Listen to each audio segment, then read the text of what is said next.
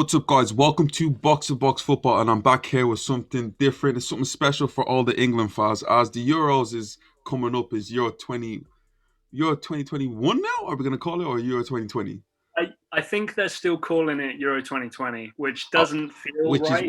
which is a bit weird, but Gareth Southgate has a big job to make and pick England's 23-man squad that will go to the Euros, and there's a lot of decisions to make, but as we are box to box football, we're going to try to do his job for him and pick the 23-man squad that will go to the Euros. Now, I sent Jack, Lurkin, and Mikey a list of the 23-man squad, and I asked them to pick it. I didn't pick it because I'm not English, and Mikey's South African, so I don't know why I asked him in the first place, because you're technically South African, right? I'm not South African, James. But he claims to be English.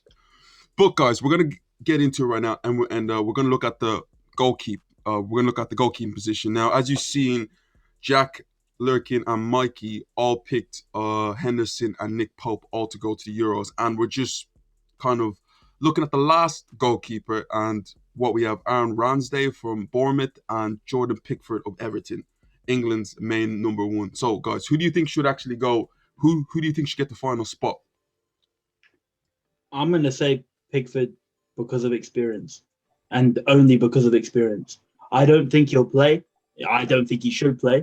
But it's good to have an experienced goalkeeper in the squad to maybe, if we get into a situation deeper in the tournament, like a penalty shootout or something like that, he's experienced it. He can pass that knowledge on to Pope. He can pass it on to Henderson, whoever starts. Probably Pope, in my opinion. But because Pope and Henderson together, the amount of caps they've had for England is probably not even 10 if you add them up together. So having that experience there with them will be a handy aid, because let's be honest, the third choice keeper and the second choice keeper never really play at these tournaments anyway. So I don't think that picking a player that like Ramsdale or Johnston or one of those other ones would be beneficial, because these two keepers that we've picked already are young anyway. They're going to be there for a very long time. So rather pick someone experienced to go with him. Lurkin, the exact same thing?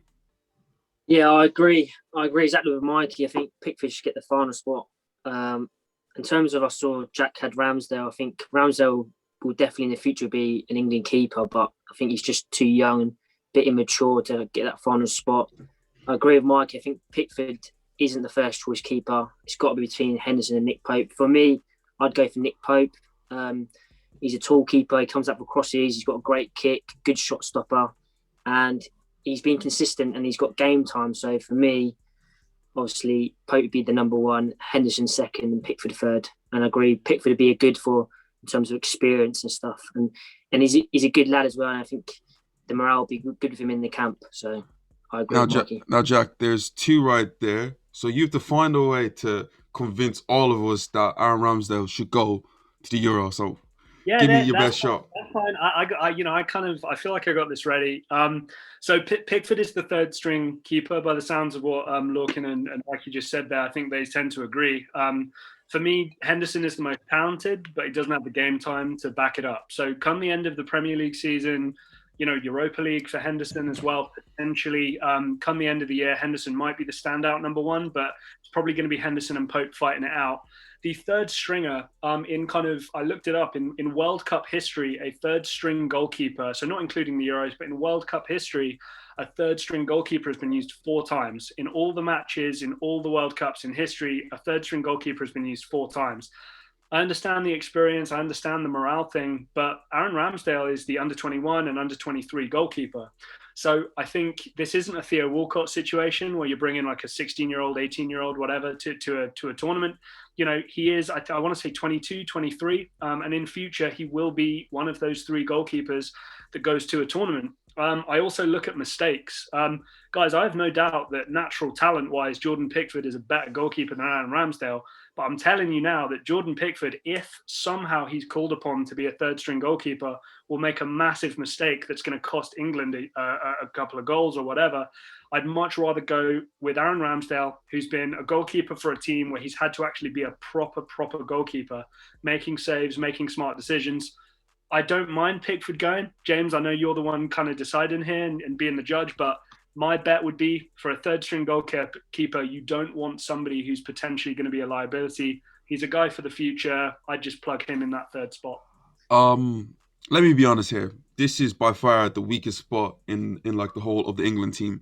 You have 3 goalkeepers there, and none of them in most countries would probably be the number one.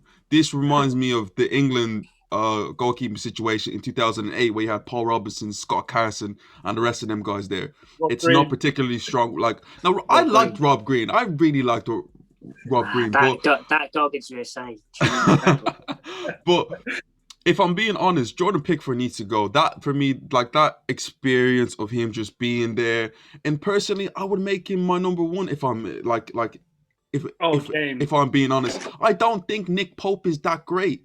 The image I have of my head is Harry Kane taking a shot at him on his face. Like, he doesn't give me that confidence. Dean Henderson is good, but he does have a mistake in him. All 4 of these goalkeepers have a mistake in him, but I would go for the guy who I trust, who at least been there.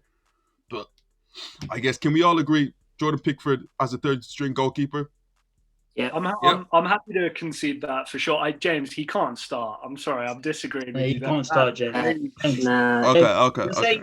You're saying Pope is bad, right? In your eyes, because you've seen Pope dive for a ball that's got deflected over him. So he's already diving. There's no way he's gonna save it because it's here, because it got deflected. Right. The stats don't lie. Nick Pope, if you go in the last calendar year, has the highest save percentage in the Premier League. Yeah, but also, you won't see it in these stats, but in the last calendar year, I've got it in front of me. He has got the highest save percentage and probably has the most shots faced as well in the Premier League. Could you get up the board, please? Just to show you here real quick as well, I don't know if I'm sharing it right on my screen here, but the post-shot expected goals minus goals allowed. So after somebody shoots, what the expected goal is, and then actually taking away what was actually allowed, you'll notice here that you got Ramsdale minus 0.1, Pickford plus 0.2. So Ramsdale and Pickford very close there. Dean Henderson plus 1.2, pretty commendable. Nick Pope plus 5.7, and that's a real standout compared to the other 3. There's a stat as well. You get expected goals against and then the goals conceded per 90. And he's meant to concede over 1 point something goals a game, and in the last calendar year he conceded 0.7 goals a game. Just that's an incredible difference. And there's only about 5 goalkeepers in world football that have that difference between their expected against their conceded. All right, guys, let's move on to the defenders now. I'll just get up here. So the first one looks like in a kind of a fullback spot. So we've all gone with Shaw. Then myself and Lorcan have gone for Ben Chilwell. Mikey's got Michael Keane. I don't think Mikey wants Michael Keane playing left back. But in terms of his spot, he's got. I only picked one left back. One left back for Mikey because I see Bukayo Saka as the second one. Ah, okay, interesting. So who else do we have there? We got Kyle Walker in there. We got Trent Alexander-Arnold. And then we got a split decision. And then we got John Stones definitely going in and Harry Maguire. And then another split decision. My thing about picking the 8 defenders is that, to me, England need 4 centre-backs to go. Even if you play 4-4-3 at the back, or 2 at the back, you want the security of, let's say, if a defender goes down or even 2 defenders go down, you at least have 2 centre backs to back you up. Right now, we're very full-back centric here. I feel like you're only going to need 2 right full-backs and 2 left full-backs. So I don't know how we're going to do this now, but just quickly, I think, to defend me, Mikey, and Lorcan, and obviously I don't want to speak for those guys, so feel free to kind of disagree with what I'm saying here, but I look at my team, Lorcan's team, and Mikey's team, and I see upwards of 5 or 6 centre-backs. They might not be traditional centre-backs, but my team, for example, Kyle Walker can play as a wide centre-back. John Stones, Maguire, Eric Dyer, and even somebody like Jordan Henderson, we've seen be pretty commendable at centre-back if he's an emergency option. It's the same for Lorcan's team with centre-backs, and the same for Mikey's team. I feel like we have people who, in an emergency situation, 5 or 6 centre-backs in our squads. Would you play a Kyle Walker in a back 4 as a centre-back? No. So, but that's if you only have 2... Go on, Mikey. So we talk about mistakes, right, James? You were talking about the mistakes of the goalkeepers. I agree. It applies to every position, right? So you've got. I'm not going to pick a centre back if I don't trust a centre back, right? Okay. So I've picked 4 centre backs because I trust only 4 centre backs. Then I've picked 3 right backs because one of them, if we had to play 3 at the back, would be playing as a centre back. So I'm still picking 5 centre backs. But we don't know what formation we're playing. That's what we're going to argue at the end. I think it's My going to be squad is 3. reflecting the formation that I would play. Yeah, I can see it being 3. That's why I selected Kyle Walker, because he's so versatile. He can play wing back, he can play centre back. So once you've got Kyle Walker in, you've got enough centre backs then to see out the tournament. Okay. So anymore, you're lacking the creativity going forward. I think you need your full backs, because if you do play 3 at the back and you need your wing backs, you need the creativity going forward and the pace. If you take another centre back and have 5, then you don't see a centre back bombing forward. So that's why 4 is enough for me. Or have 3 and have a wing back who can play centre back. Okay, so are you happy with having Walker and Trent definitely going? Everyone's happy with that. We're not taking them out. Yeah. No. Stones and Maguire, you're not taking them out. So we have to agree. So no one has actually agreed. And like Shaw's definitely going. So we're looking for another left back. I don't know who. Can we all agree Ben Chilwell goes? Can we all agree with that? No. What I'll say is Mikey made a point of being like he's only taken 1 left back. I guess I'd want to hear from him why he thinks only 1 left back might be necessary. Well, like I said to you, I'm predicting a 3 at the back formation. So I don't want my wing back to be a Ben Chilwell, who has got one way of playing going forward and one way of playing going backwards. I'd rather have my second wing back being Bukayo Saka, who has played in that position multiple occasions, is much better going forward, but can also do a job going backwards. But Jack, think about Bukayo Saka. To me, he's not a fullback. He can do a job there, but he's not a left back. He's right-footed, so there's going to be complications with also putting the balls into the box because he's going to want to cut inside a lot, and that and like you know and I know that can actually slow down the play. Personally, but I think if you're going to play 5 at the back, though, James, you'd want your fullback to be very good going forward because you're already playing 3 central defenders. Right. So your fullbacks have to be extremely good going forward. Going backwards, it's okay. They get back. There's a lot of recovery runs. Let's just say that. There's not a lot of defending your 6-yard box type of defending. If you're playing 4 at the back, it's a completely different story. Then Chilwell is good enough. But in a 5, Chilwell is not good enough. I'm going to have to overrule you here, Mikey, and we're going to have to put Ben Chilwell in. For the fact of... Just to say, I don't disagree with anything Mikey said there. I'm not like won over by anything Chilwell has done.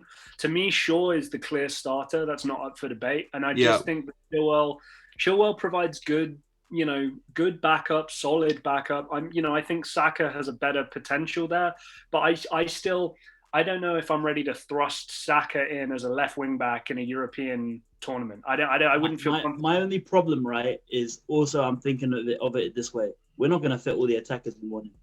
Right.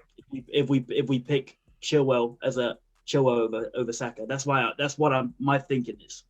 Right. Because I know we're going to have arguments about Saka down the line, so I'm just bracing myself for that.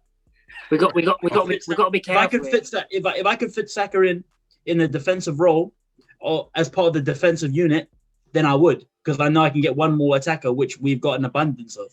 So we've got all our fullbacks in, but we have 2 defender slots left. There's one right back remaining, James. Who's the right back? We have Kyle Walker and Trent Alexander-Arnold. Reece James or Wan-Bissaka. Because I think James, like for me, listening to Lorcan and Mikey talk, I think we all agree it's probably going to be a back 3, and I think we're classifying Kyle Walker as that right centre back role. So I think it's that other right back spot that we're still looking for. So are you comfortable only taking 3 out and out centre backs to the Euros? Yeah. Lorcan, Yeah. I think so. Because, like I said, you got Kyle Walker. He's versatile, but what I was going to touch on as well, that we're all definitely about playing 3 at the back, but you got to remember teams that have won the World Cup don't always play one system.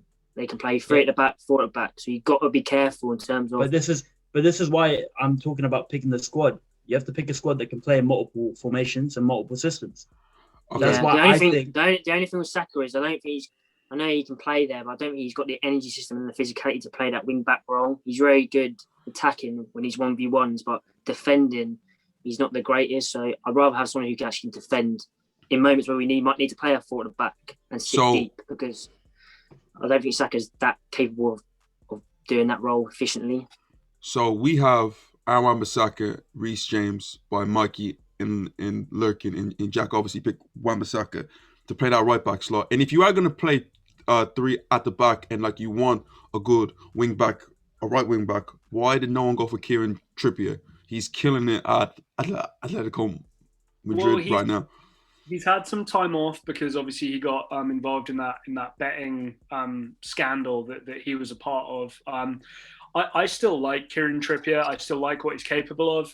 He does play in a back 4 largely for Atletico. I'm pretty sure from the last time I watched them play. For me personally, I can get up the fullbacks here as well while I try and defend my Wan-Bissaka pick. To me, the depth chart at wing back goes like this. Trent Alexander-Arnold is number 1. He's not had a brilliant year, but I just don't think that, especially in a more advanced position with 3 centre backs playing in there, that you can dispute what he's potentially capable of or has been over the last 18 months, 2 years. Kyle Walker would be my number 2. As a right wing back, in terms of the depth chart, you'd bring another centre back in to play with maybe Stones and Maguire or whoever else. To me, in that case, you don't want a Reece James as a 3rd string wing back behind Trent and Kyle Walker. For me, you want something different. Aaron Wan-Bissaka, in my opinion, is arguably the most important substitute that plays on an England team. I feel like if we're winning a game and then we need to bring on a more defensive-minded fullback, I'm thinking playing the likes of Belgium, going one-on-one against somebody like Eden Hazard. I want the best defensive fullback in the world to call on from the bench for somebody like Trent or somebody like Walker. I don't really want Reece James coming on in 60 or 70 minutes to go one-on-one against somebody like an Eden Hazard, like I've mentioned. I think Wan-Bissaka, questionable going forward, but as we'll see here, goals and assists, he's been okay comparatively to Reece James, Kyle Walker, Trent. I just feel like he gives you that defensive presence from the bench when you're leading a game, gives you something different. What I'm trying to say is, I know I'm going on here, if you're not starting for me, I want a reason why you're coming. I don't want, just the next best player available in your position. I want to know why, like a reason why that person should make the squad. And I agree with Jack. I agree with. I think that Wan-Bissaka is the best right back to have off the bench. I picked Reece James because Reece James is better than Alexander-Arnold in my opinion this season. Oh, wow. That's why I picked. I agree. Jack, could you That's why I picked Reece James. Could you bring up the sheet again? Yeah. So everyone's going for Aaron Wan-Bissaka. The only thing that I can say against Aaron Wan-Bissaka that we need to take into consideration that he hasn't been capped for England yet. So meaning Gareth Southgate hasn't really looked at him in that in that light, and that's a big thing. But personally, as a defender, out of all the defenders here, you might think I'm crazy, but he is the best. Going 1v1, he is the best defender there, and personally, I would definitely take him. So I'm happy to pop Aaron Wan-Bissaka there. This is the guy in my squad that I was going to kind of live or die by, that I felt strongest about, because going up against a really top, winger from an opposition team, bringing Wan-Bissaka on when you're up by a goal or something, oh man, that sounds so good to me. But yeah, sorry. No, and I think his recovery runs are much better than Reece James as well. You watch him against United, how many times United get counter-attacked on, and he's just making them recovery runs in the past. So I agree with Jack on that. So we have one more centre-back slot to pick. Jack, do you want to bring up the candidates? Just quickly though, going forward for Wan-Bissaka, it's not pretty. Like I'm not sold on him back in. Like it's it's a bit grim. But then Wan-Bissaka would never play in a 5 or a 3. Wan-Bissaka is playing in a 4, and that is it. And if Southgate plays him in a 5, we might as well write the World Cup off now. So we have Dyer, Dawson, and Kez. Jack, Mikey, why did you pick him? Why? Why? Why?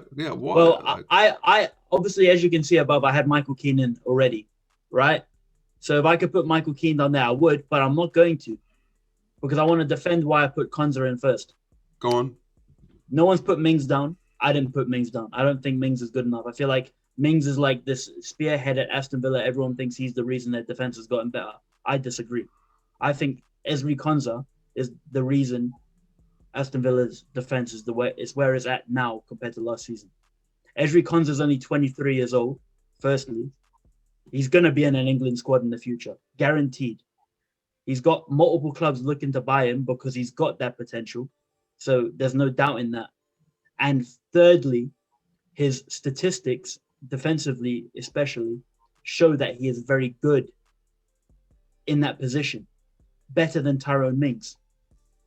And that's why I put him in, because I want to put someone in that final centre-back role that firstly is going to get the experience at one of these competitions because he's going to be there in the future. But he's also good enough to cover if he is needed. That's why I put Ezri Konza in. There's a few names there that we didn't mention. Connor Cody. I think it's between Tyrone Mings and Connor Cody who gets that final centre-back slot. But Jack, could you just bring it back to who you guys picked? I think someone had... So Lurkin changed it to Craig Dawson. So, Jack had Eric Dyer and obviously Konza. If I'm being honest, I would probably go for Connor Cody. But you guys have to persuade me to... Yeah, I think Connor Cody. Back three. But back three, Connor Cody. Has to be.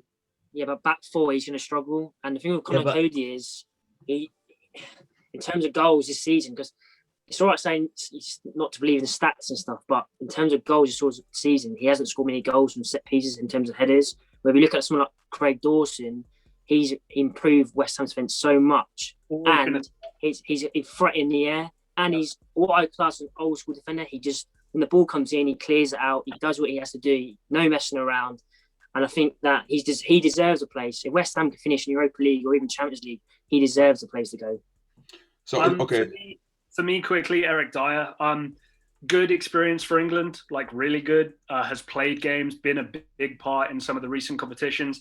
Position versatility. And for me, you know the way like everyone remembers Gareth Southgate as an England player, like not for Borough, not for any of his other teams, like remember him for England. I remember Eric Dyer as an England player. When I picture Eric Dyer in my mind's eye, I picture him in an England kit. I know you guys like Spurs fans, you're probably like, you know, what the hell are you talking about? But for me, that experience, position versatility, and he really kind of bleeds for England. But I don't feel strongly about Dyer. If you take Cody or Dawson, I'm okay with that.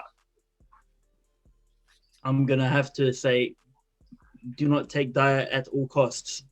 Yeah, but Mikey, if I remember, you guys were crying. Oh yeah, Eric Dyer, he definitely has to go to Euros as centre back, and now we don't take him off. And let me tell you why. Because he was playing with Alderweireld next to him, right? Yeah. So you didn't see the mistakes. Right. He then partnered up with Sanchez. So you've got Tweedledum and Tweedledee next to each other. And then we started seeing every game that Eric Dyer didn't know what he was doing. Right. That's my point. I feel like in a back three, he'd probably get bailed out a lot more than in a back four. But I just wouldn't risk taking a player that you know has made multiple errors individually, not just collectively with his partner. It's individual. Listen, Dyer's Mohican haircut explains his performances. Starts off. That guy's error prone. Do not take him. Can we all agree? Can we say Connor Cody or it's Connor Cody, Craig Dawson? We need picks right now. Hands up for Craig Dawson. Yeah, I'd go Craig Dawson. I think, you know, just kind of split the difference. I like what Connor Cody can bring, but I'm thinking this last centre back either needs to be somebody experienced in a four or somebody who's generally going to provide something else. And Dawson is an offensive threat, as ridiculous as it sounds. He is. Mikey, just quickly, who do you have going? Connor Cody, because he's the best. He's the best centre back for a back three. I gotta go for Connor Cody. Do you know what it is? Do you know what it is? Well, I picked my squad based off a back three. That's why. First of all, I don't know why no one. Tyrone Mings is definitely going to go to the Euros. So I like you guys, whether you like it or you don't. He's going to the Euros. But you know, let's have a half split right now. Let's have just Cody and Craig Dawson there, and let's give everyone in the comment section to pick who should get the final defender slot there. So hang on, James, you know, guys, No. Just put Craig Dawson and Connor Cody in, and then let everyone else decide who should go in. So I'm comment just down below. I'm just amazed that you guys have not picked Michael Keane. I'm just amazed. He's been the best centre back English. But Everton's defense is what lets them down. Yeah, it's been ropey. Okay, so now, guys, we're gonna move on to the midfielders now, and as you can see, they've already agreed on Henderson, Grealish, Mount, Rice, and Phil Foden. So we have 2 more slots available for the midfielders. So we have Ward-Prowse is there twice, and we have Saka there twice. So it seems that it could be a convincing one that at least both of them's gonna go, but I think that we can spice this up a bit. Personally, if I'm being honest, I don't think James Ward-Prowse goes to the Euros. You're crazy. Personally, Crazy, James. One player that I'm gonna bank on in like me and Jack had this conversation about him is Jude Bellingham.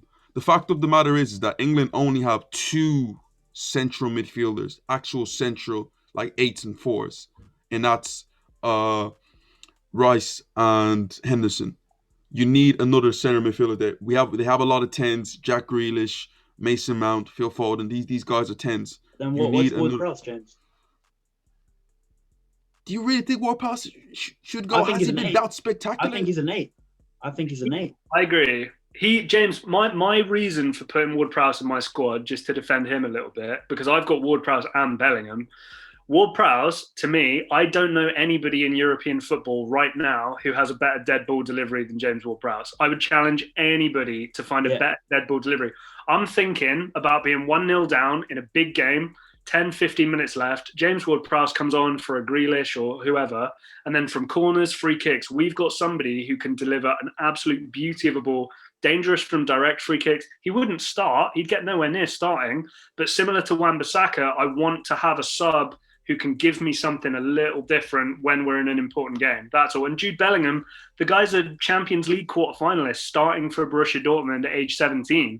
This guy's going to be an England staple for the next decade, 15 years. So to me, that would be my 2, but I don't know. I think Ward-Prowse, based off what Jack has said, firstly, dead ball situation anywhere on the pitch. It don't matter if it's long, short, corner, even penalties. Are you just gonna bring him just for the dead balls? So he's just gonna play dead balls. I think he's a number 8. I genuinely think that you're gonna tell me that England, to play the best brand of football England can play, you're gonna start Rice and Henderson and play with number 10. No, you got to have someone that can progress the ball through the midfield. And James Ward-Prowse's progressive passing stats are better than Rice and Henderson. So I'd rather have a midfielder next to a defensive midfielder that can progress the ball. Just to say this too very quickly, just because I've got it on my screen. Out of the midfielders we've got comparing here, James Ward-Prowse has taken 2 penalties this season. The other guys haven't. And we know in knockout football, penalty takers are important. I'll just throw that out there as well. Yeah. And if you're just going to be on the bench, you need someone that comes off the bench that does something a bit different. We've seen Netherlands do it before, bringing on players just for penalty shootouts. So, what about Calvin Phillips? He's been too injured this season.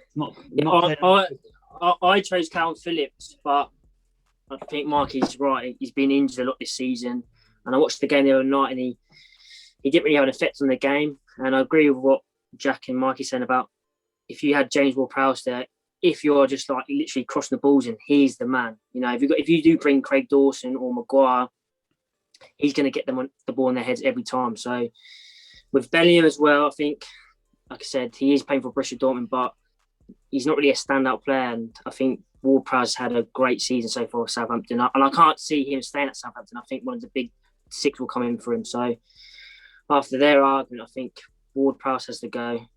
James, do you want fair play to you guys? Okay, James Ward-Prowse, pop him in there. James, do you want Kane taking corners again? Oh, let's not talk about that. Let's not talk. Question: he needs to start for him to take the corners. We have one more slot there. All I'm saying is Saka needs to go. Saka needs to go. Put my man in there. I don't even want to argue. But James, here's my argument. Yeah, where are you playing him? Is he starting? Think about Saka. He's such a utility player. He can play in so many positions. He can play as a 10. He can play as a fullback if you really need him. He can play as a wing back, and he can play on the left and right of the wing. Saka needs So to go. we're gonna treat him like who's that? Ruben Loftus-Cheek. Then he's coming, but he's not gonna Almost play. like a James Milner type. But again, Saka to me is an out-and-out winger. But again, just like because he can be versatile, that's one of the reasons why he should go. And plus, we need an Arsenal player there. Come on, we're not gonna go to the Euros without Arsenal players. The one thing I'm gonna say, what about James Maddison? He deserves a shout. He's been fantastic. How many number 10s are you gonna pick? Yeah, but for me, it's like, could we maybe take Phil Foden out and put James Maddison in? No, not for me. Okay, Phil Foden James, can play more than just one position. That's the James. I tried my best. They're not having it. But okay, guys, let's move on to the strikers now. So as you can see there, obviously I'm not sure about Harry Kane, but you guys all picked him. Okay. Of course. Okay, Harry Kane goes best striker in the Premier League. Rashford, everyone picked Rashford. Sterling obviously goes in. Lurkin did have Sancho, but he changed to Harvey Barnes, and I'm happy that he brought in Harvey Barnes because we need to speak about this guy. He's had a terrific season with Leicester, and to me, he could also be an option for Gareth Southgate. But are you really going to leave out Sancho? No, you can't. I have to disagree. I think Sancho has not been. He outperformed this season. He hasn't been amazing this year. That he does make a good point there. At the end of the day, I'd go for Harvey Barnes. Everyone that speaks about him says he's quick, he's strong, he can get him behind, he can dribble. With Sancho, if the ball's at his feet, he's technically better than Harvey Barnes. But in terms of physicality, he ain't going to match Harvey Barnes. And I think Barnes has got the legs on Sancho, and he can run for longer. He's got the stamina. So I just think, and the stats as well this year. You know, Barnes has played 25 games, scored 9 goals. Sancho's played 31 games, scored 12 goals. So Harvey Barnes looks the best or the likely candidate to go. But obviously, Sancho's had the experience playing for England, and he could have a wonderful Euro. So that is a tough one for me. That's a tough one. But can we just agree, Sancho? Let's just put Sancho on the plane. It's a Borussia Dortmund pull. It's a fact that he's been in Gareth Southgate's team a lot of times. So I feel like what I'll say as well, I think his head was definitely turned by all the Manchester United talk in the summer, and he really started the year poorly. And in terms of Manchester United not paying whatever crazy thing that Dortmund wanted to buy him, it seemed to begin with they made the right decision not to buy him. Since the January transfer window ended, his kind of performances have been better and better. And I just feel like if you're talking about a player worth potentially 80, 90 million pounds, I think Sancho is a better player than Harvey Barnes, but I agree with everything Lorcan said. I think you've got defensive work rate, being selfless for the team, being giving of yourself. I kind of understand that, but Sancho's a game changer on his day. So we got one more slot left, and that's to me the number 9 slot. We have a lot of wide players, not out-and-out strikers. Kane is the only out-and-out striker there, and even then he drops deep a lot. We need to take a number 9 to the Euros. Calvin Lewis was picked by Lorcan and Mikey, and Jack went for Ollie Watkins. Now, there's a few names out there that I want to throw. Callum Wilson there. It's been in and out this year. 10 goals not bad, but he's been injury prone. Danny Ings, 8 goals. Again, not quite the same pool of last season. I think if this was last season, everyone would have Danny Ings in the team, right? Oh yeah, hands down. I think when you're picking the second striker, you have to be very clever about it, because you have to think this guy ain't playing. He might just play in the dead rubber of the group stage, where the third game you can rest Kane, and then you can play Kane for the rest of the tournament. But I think you have to pick a player that offers something different. And Calvert-Lewin offers something extremely different, where he's the biggest threat in the Premier League in the box. In terms of crosses being delivered inside the box, in terms of the ball getting sprayed across the box, little scraps in the box, he's that typical guy that will nick a goal from nothing, because he's just there. He doesn't have to be quick. He doesn't have to run in behind. He just needs to be there, because if you're desperate for a goal, you're going to chuck him on You're going to put balls in the box. You've got him and Kane in the box. You're chucking everything at it to get a goal. He's the perfect striker for that. The one thing I might add though, I think Calvert-Lewin should go. But one thing that Ollie Watkins, that Gareth Southgate could look at is the chemistry between Grealish and Watkins. That has been formidable this season. I don't even have to say it. And I think that obviously the Euros is going to happen 4 or 5 weeks after the season finishes. So in terms of the practice time, if they've already got that chemistry, that's something that could benefit them. But I do feel Calvert-Lewin will go because, like Mikey said, he's that type of striker that he's got the speed to get in behind, but also balls in the box. He's clinical with his head. He's clinical in the box as well. So it's a tough one, but I do think Calvert-Lewin will go. But I'm just thinking, like we might breeze past like the teams in our group, but when we get into a situation where you're playing a France, you're playing a Netherlands, you're playing one of those teams, you're 1 goal down, and your plan A, B, and C haven't worked. You've got Ward-Prowse in the squad. You chuck him on, and you got Calvert-Lewin in the squad. There's no better 2 players to change the dynamic to play true English football by knocking it in the box. So James, sorry, go ahead, mate. Go ahead. I was just gonna say, could you bring up the sheet again? But go on, make your argument. Just very quickly, it's just on Ollie Watkins. Again, I always like subs who bring something a little different, like we've said. I think Calvert-Lewin is a better footballer than Ollie Watkins. I think he's a better goal threat. Mikey's already talked about how fantastic he is in the box, and I think that's brilliant. But for me, yet again, talking about it from like a depth chart point of view, my number 1 is Kane. My number 2 is Rashford. And I'll be honest, I haven't been overly impressed with Rashford this year. I've got to be honest. Here's my thing looking at Ollie Watkins. I just want you guys to have a look at pressures here and obviously look at the standout number there. Again, I'm thinking about when we're leading against a team, if we are going to be up in a game, I want somebody who's going to put pressures on the defensive line. I want to bring on Ollie Watkins for Kane when you're chasing a game. He has a goal threat to him, but then look at this work rate. We mentioned the chemistry with Jack Grealish as well. That would be my pick. I'm not going to try and argue that, Ollie Watkins is better than Calvert-Lewin, but I just think if you want something a little different off the bench, somebody who's going to pressure those defenders when you're leading the game would be my pick. Jack, could you also just bring up the normal chart again for this final slot? I got to go for Calvert-Lewin. So I think Calvert-Lewin goes into the team. He just offers that bit of difference. Could you imagine England are chasing the game? You need to put the ball into the box. Let's say if Harry Kane does get injured, he offers you that little bit more. Let's say if England want to go a bit longer, you can hit it up to him. He's going to hold it and bring players into play. So final slot, Calvert-Lewin. But guys, here's our 23-man squad. Tell me what you think. Is this the right team? Who is going to be left out of it? What is Gareth Southgate going to go for? Let us know, guys. Comments down below. If you want to slate us about this and say you guys don't know what you're saying, let us know. Comment down below. Thanks for watching Bucks About Football, and we will see you next time.